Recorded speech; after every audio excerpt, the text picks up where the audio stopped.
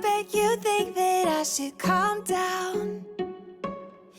My father is going to assemble the water pump, water tank. I can't afford the stainless steel. Why? Why is so moody today? It's opening today.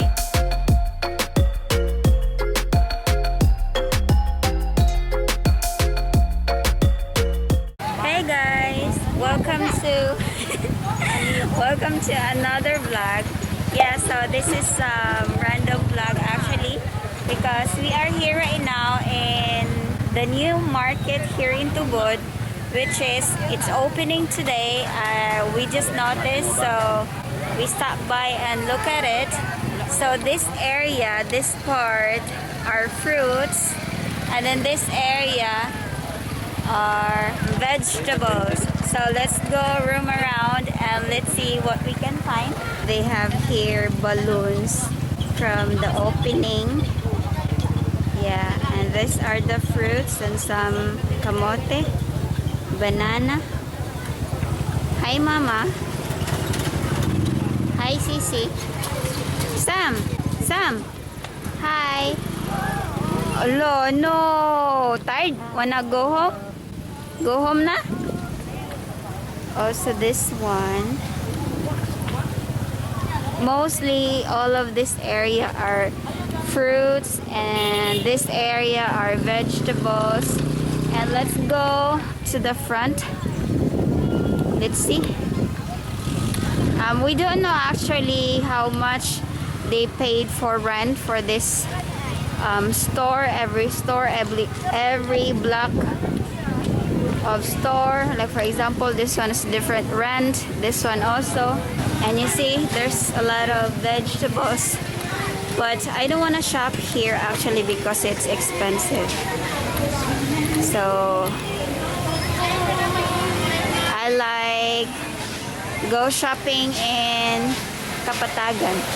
Wow, di uswag na gid ang tubod. So there are a few blocks of stores. So these are little groceries inside, and there's store for bags and some clothes.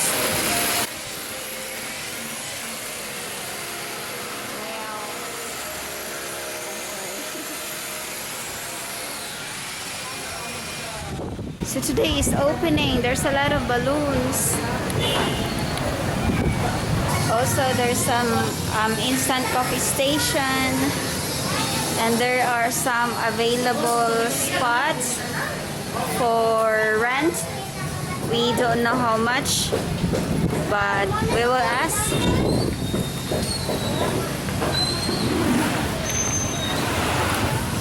So that's the wet market that I showed you before. And then this area are the opening building 1. That's building 2, and this is the building 1.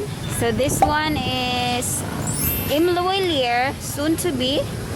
And this one is Imcoco, soon to be. And right here there is some shoes products also. And this is a, what is this? Pharmacy. And this area is the parking area. The food is going to be city in the next year probably. Hi Sam! Your mask is like Pinocchio. Haman. So this is the wet market area that I showed you before, and that area is the opening building 2. So let's go right there. This area, by the way, is the bus station, and then the store, or if you want to buy some chips, it's right here. And if you want to go bathroom, it's right there. And this is also a tricycle area. This one is the second building. It's also fruits, but they block it into small pieces so that it will be cheaper to rent, like blocks, you know. Anyway, let's roam around. So this is a restaurant area where if you wanna go stop, have some lunch or breakfast, because that's a bus station, then you can come here to eat and dine. Good hug.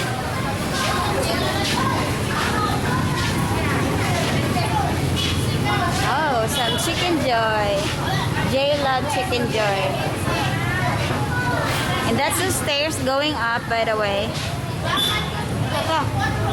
And this area is the entrance, and then you go around, go that way, or like this red car, and also that area is a entrance, and go that way, turn around, and here. So let's go to the fountain. Pag-fashion show.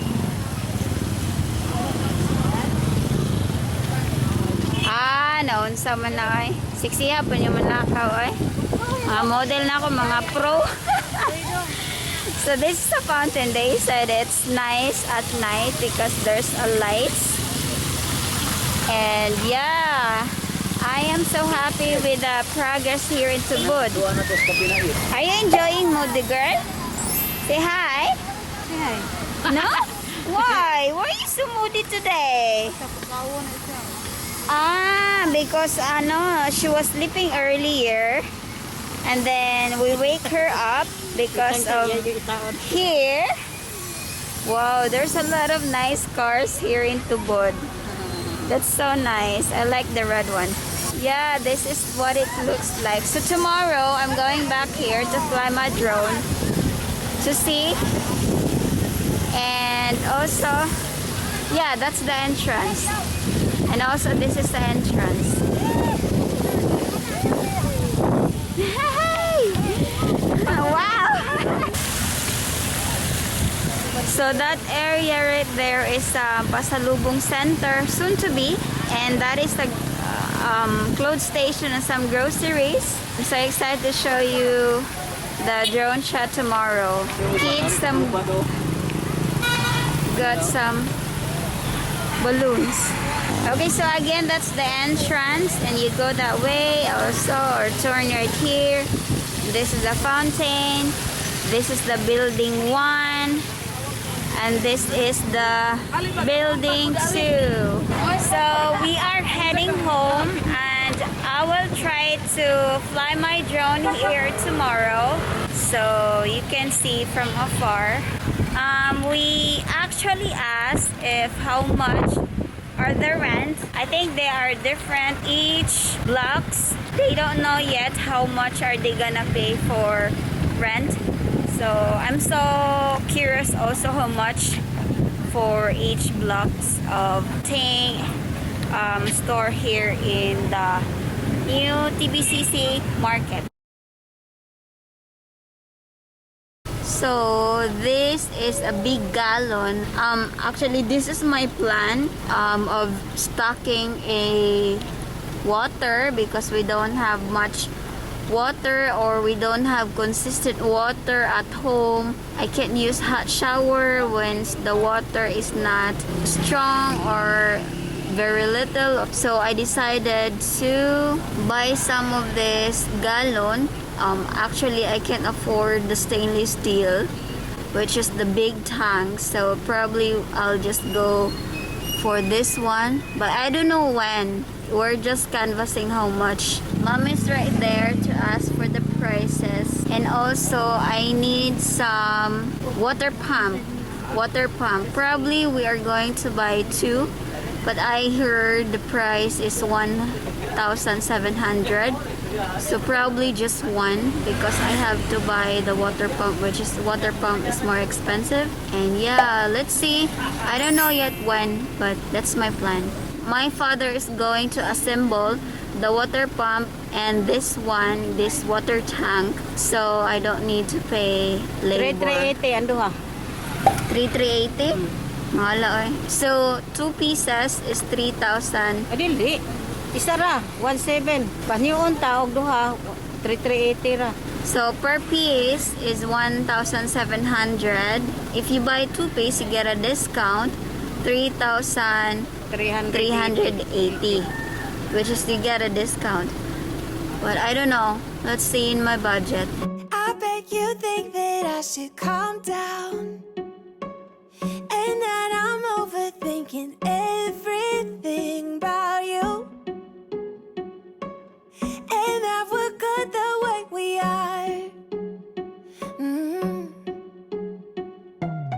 But I don't know that much about you, what things you like and what you don't. It's not that long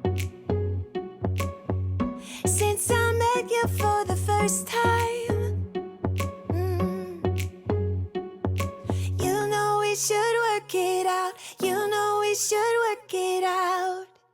Before I'm too invested, I should probably ask you all my questions, get to know you better. Hey guys, I am back now here at the public market. It's opening last March 27, and I flown my drone, and also I showed you around the surroundings here, and then probably in the next few drone shots also I will share the city of Tubod and our new Gaisano, so stay tuned. And yeah, so I'm going to end the vlog right here. If you enjoyed this kind of video, give it a thumbs up, and also subscribe to my YouTube channel for more videos around here in my town and everything that I can share to you guys. Thank you and bye-bye. When I saw you, I would lose control. Made me feel like there was no tomorrow. Should've told you that you're beautiful, but the days pass and now it's so long ago.